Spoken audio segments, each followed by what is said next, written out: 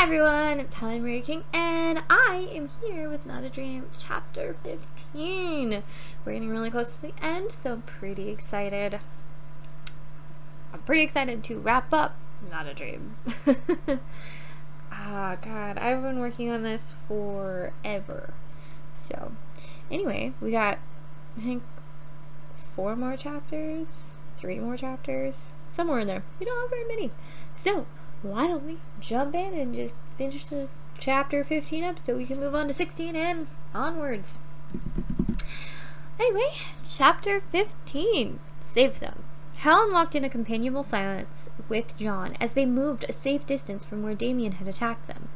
Helen was busy thinking about what Allison had said, and John was busy thinking about what Helen had said. I don't remember what they said because it's been so long since I read it. Yes, I wrote it. Yes, I edited it.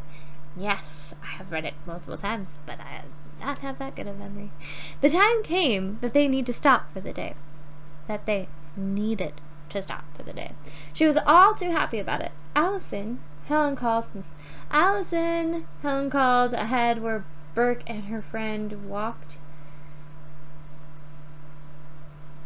Interesting. The spirit came over to her human. Can you tell Natalie and Reggie it's time to rest? Yes, of course, Allison said with a smile. She was all too happy to be of use to her friend. Helen looked off to the side, seeing that there was a lake not far from their path. She nudged John and nodded towards the lake. He nodded in agreement and marched off towards it. Helen stopped in front of the entrance of the lake to direct the group inside the enclosure. She watched as first Ellen and Andrew went to their new campsite, and then Reggie and Natalie. Allison led Helen into the clearing. I don't want to be a nuisance, dear, but could you explain why we're stopping during the day? Natalie asked Helen. Vampires can't hurt during the day. Did you know it? Vampires can't hunt during the day, so we rest during the day, Helen answered the old woman. In other words, Troy is looking for us right now, and so if we move during the night, we might have a chance of evading him. Plus, we really originally traveled at night and somehow got ourselves turned around. I doubt it, Allison snorted, especially if the other man...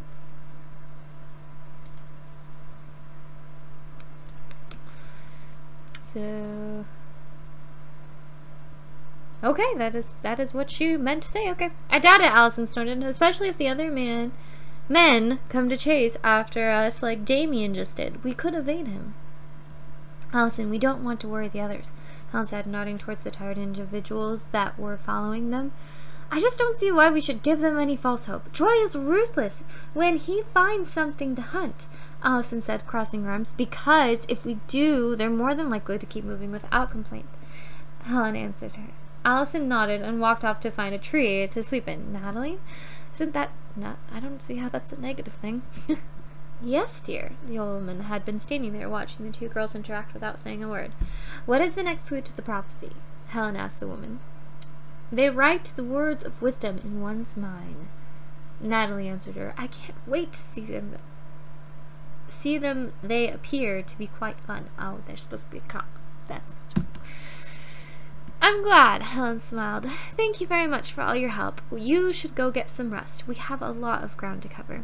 Of course, dear. The woman kissed Natalie. The woman kissed herself.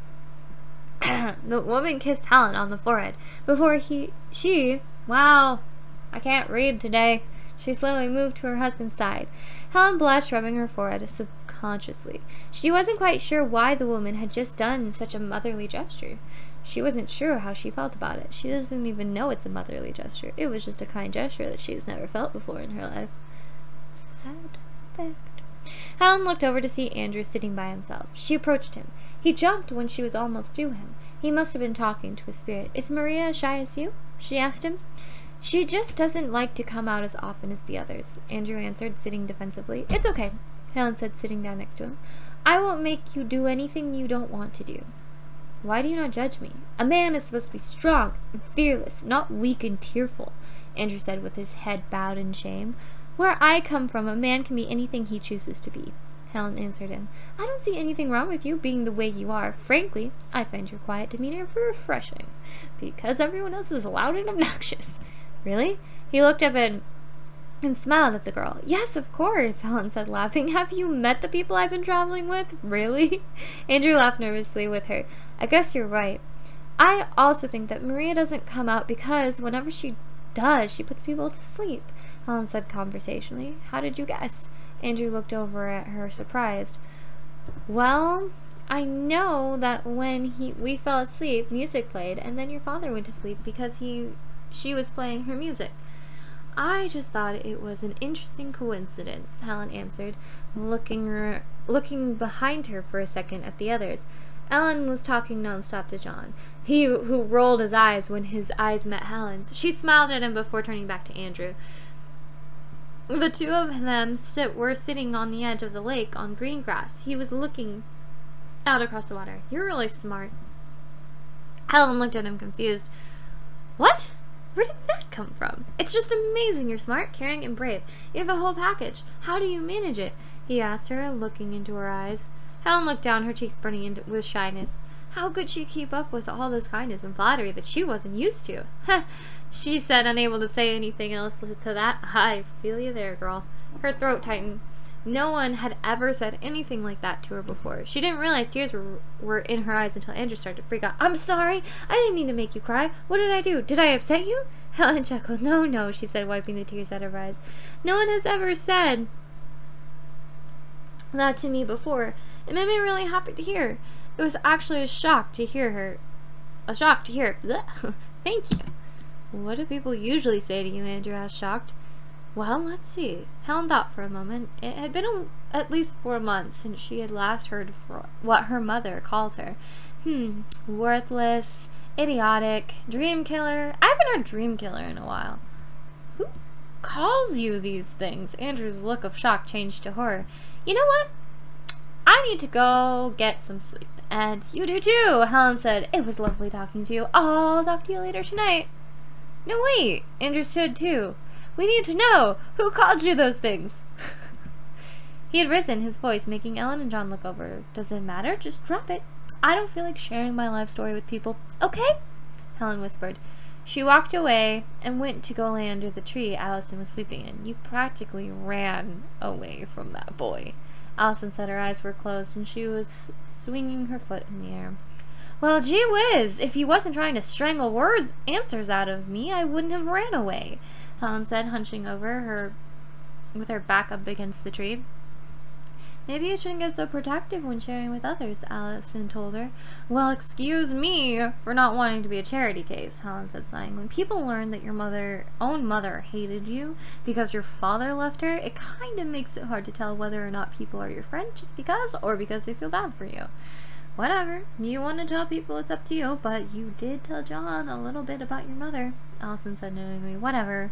I'm going to sleep now. Helen didn't know what else to say. She hated that Allison could just read her mind, and know all about her. She settled down in the grass and fell asleep almost instantly. Man, we're gonna waste it. Well, there's basically what we're doing now. Sorry. My distraction is happening. But, yeah, anyway, so that's the end of chapter 15. So next time we'll explore chapter 16. Sorry, excuse me. But yeah, anyway, I will leave in the description below where you can buy this book if you are interested in it. If not, you don't have to. No pressure. It's for your own enjoyment. But yeah, anyway, hopefully I will see you guys next time. Bye!